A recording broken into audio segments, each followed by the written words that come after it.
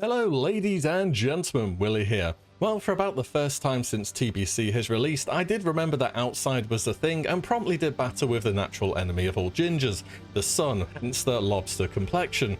But I thought I'd like to go over a few things which you could consider once you've managed to hit level cap in the new expansion. Now the first few things are going to be going over things which hopefully you have been doing since you've been leveling, though they're not entirely intuitive, so you might not have been doing so, but if you have, that's all the better.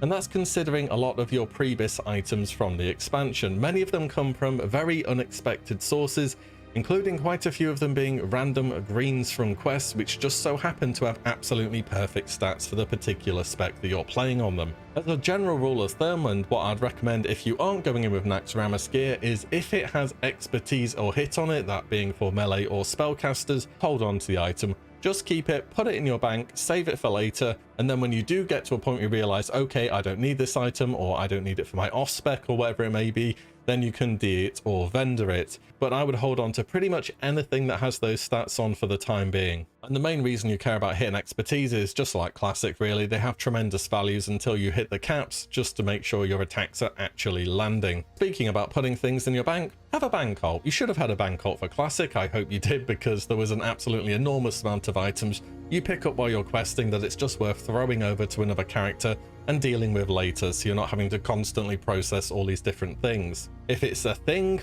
just in general, that drops in Outland, which is common quality or above, it's probably used for something, for a reputation turn-in, for a quest item, for professions. It'll have some form of use somewhere for somebody, and will likely sell for more than it does to the vendor. Remember, mail is instant now, which makes this super convenient to do.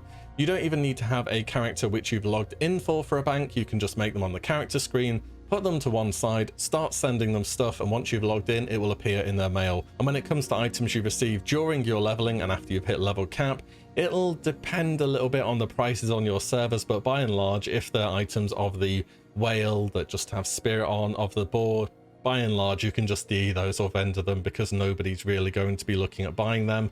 A lot of the protection items like arcane or nature also aren't so useful anymore. The whole resistance fight mechanic is in a bit of a weird place in TBC. It's mainly just for tanks and occasionally on warlocks for certain fights. Can definitely recommend getting the vendor price add-on. All it does is put a price on quest rewards so you can see which one's worth the most to you if you're not going to use any of them. If you pick up any greens of the beast, bandit, sorcerer, physician, or champion, these are all pretty good and you shouldn't vendor them or disenchant them. They should sell in your auction house because they just give decent baseline stats to any characters or alts that are looking to gear up in some greens.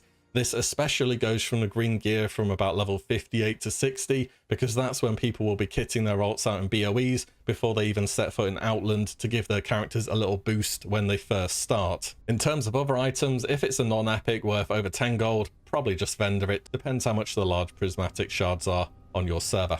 After hitting the level cap as well, you'll want to be thinking about what spec am I going to be playing at endgame, and you might look up a guide and it says this is your endgame spec, this is what you'll be playing, but you might not want to do that straight away. A lot of the specs for the endgame raiding scene are focused just around how much damage can I put out, and they'll skip a lot of the utility or CC talents which could be in your tree, which will be very useful for solo play, as you've no doubt experienced during leveling, or dungeons where a bit of extra CC and utility can go a long way. Obviously this varies tremendously from class to class, and I can't say that one size will fit all. Hunters, for instance, you level as BM and then you just carry on playing BM at endgame. For myself, the endgame spec is based around having a sacrifice demon and just pressing shadow bolt really. But if I was in less gear, I might consider staying as demonology for the time being until I'm a bit more raid ready. So I'd stick with a spec which is a bit more all-rounded and can do a bit of everything rather than focusing your character purely into I'm going to do lots of damage. And the reason I'm talking so much about questing and how to handle stuff from quests when it's a video about what you're doing after level 70 is because once you hit level 70, you are nowhere near done with questing, like absolutely nowhere near. You will continue to do quests, most likely at least, after you've hit level cap for a number of reasons: for your attunements, to get gear available from some of the quest rewards, for reputations, and potentially above all for the bonus gold which you earn once you've hit level cap. Myself, I've done the full dungeon grind all the way from level 60 to 70, and now I've gone back and I've started questing through all the zones and earning money from it. and I must have made about 3,000 to 4,000 gold just from questing. This is quite literally guaranteed gold, which anybody could get, and it's so much faster, more accessible once you're at level cap and you just have better gear and so on and so forth. But even if you've done a lot of questing and you haven't gone the full dungeon spam route, by the time you're level cap, you'll still either have a lot of Neverstorm or Shadow Moon Valley left over. I really doubt you've completed both of them, unless you've absolutely just pretended dungeons haven't existed and have only quested. Even still, you're going to have quite a bit of questing to do once you've hit level cap. And the reason gold matters is because starting at level 70 ain't cheap. One of the biggest things to bring up, and it's kind of an obvious low-hanging fruit, but I'd be remiss not to, is 60% flying versus 280%. Now, initially when I hit level 70, I had about 5,000 gold on my main at least, and the purpose of that money was to go towards BOEs like my Spell Strike, my Girl of Ruination, my Frozen Shadowy Boots, and to get myself kitted out in those, and then I'd worry about flying later on. Within about 2 hours of having the 60% mount, I'd literally thrown the majority of my money at having the faster mount, because 60% mount feels so unbelievably bad to use. Now, granted, it's better than nothing, and you will need the 60% mount to access the Tempest Keep dungeons. There's no summoning in Neverstorm whatsoever, and you have to do those to get into Karazhan, so you're seeing how one thing leads to another here, but it's a really good idea to at least being able to purchase that fast flying on your main. If you think it's a lot of gold now, it will save you an absolutely enormous amount of time in the long run, with just how convenient it is getting around Outland. In fact, you really do realize how small Outland is once you do have your hands on it. And I imagine this goes doubly so for PvP servers, where there's a lot of open world ganking going on at the moment because of whatever Blizzard's doing with the honor system at present. And just to be able to give you an idea about the full price, because you do need the slow flying to be able to buy the fast. The slow flying training is 800 gold and the mount is 100. You don't need to buy the mount. The fast training is 5,000 and the gold is 200. So though people say the fast flying is 5k, it's actually 6k overall if you're looking at everything holistically. And no, you can't reduce that price through any reputation at all, unfortunately. It's always going to be the full price for everybody. And no druids, we don't have the druid flight form for the epic flying in the game at the moment. Blizzard are holding that one back. If it's anything Blizz-like, they'll release it alongside Black Temple, which will be in phase 3 for us. So basically it's months and months away at this point in time. So if you can afford the epic flying, you might as well just buy it.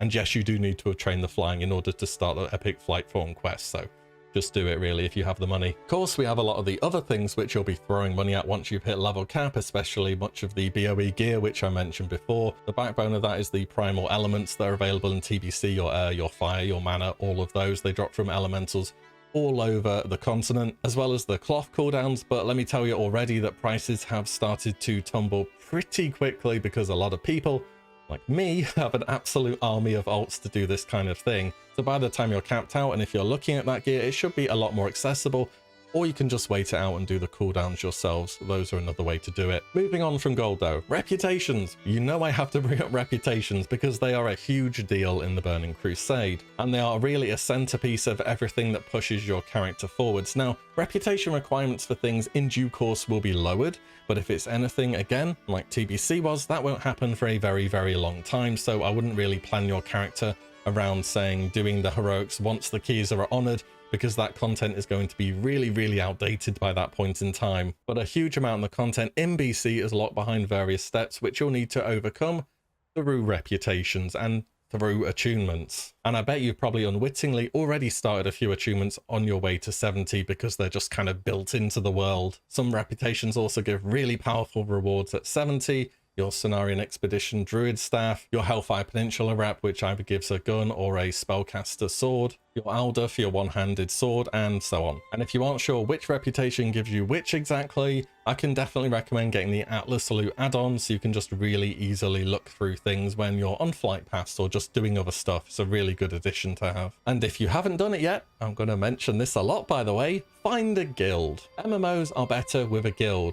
TBC is an MMO. You'll be able to get through your leveling solo, absolutely no problem. That won't be any issue whatsoever, but it's so much nicer having this pool of players which you can rely upon being readily available and being able to help each other once you hit endgame, because there is an enormous amount of group content at BC. You don't need to join some super hardcore metagaming, go, super sweat speed guild or anything like that. Just something where you can have something consistent, as the ever ongoing issue with WoW has been, there are more DPS than tanks or healers. That's just how the game is made. It's a bit of a flaw of the Holy Trinity, really. And with TBC being people remembering it from back then or coming back and being new, there is that burden of knowledge to really be able to be on the same page, which is always a lot more tolerable when you're actually running with people consistently, not with strangers who may have failed the same dungeon 4 times in a row and are one ninja pull away from going on an absolute torrent of rage. Once you finally step foot into heroic dungeons, you're going to see that actually this isn't really easy, and you do need to have a decent idea what you're doing to be able to get through them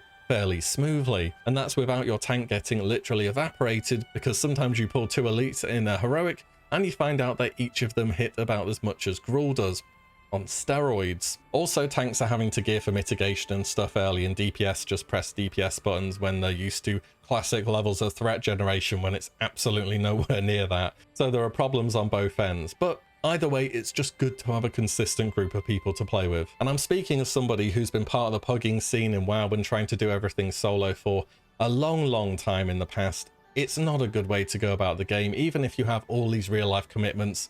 Trust me, you're far from the only person who does. It's a 15-year-old game. It may come as no surprise that it does have an older player base in general. Find a guild, get involved, tackle the challenges together. You'll have a much better time. Trust me. That's about it. I know it's still quite early in the expansion to be doing this kind of video. I know a lot of you guys are taking your time, which is absolutely fine, but there are a number of points which were relevant for questing just in general, not specifically after you've hit level cap as well. So hopefully those were useful. And if you're not there yet, enjoy the rest of your leveling. There's not exactly much of a rush. The content is extremely front loaded, just as it was back in the day. And imagine we're doing this now without tier 5 when they would have had that back then. It would have been truly frantic if they did release it with that available as well. Anyways, let me know how you're getting on. Hope you are all enjoying the expansion. As always, guys, thank you so much for watching and listening in. See you all in the next one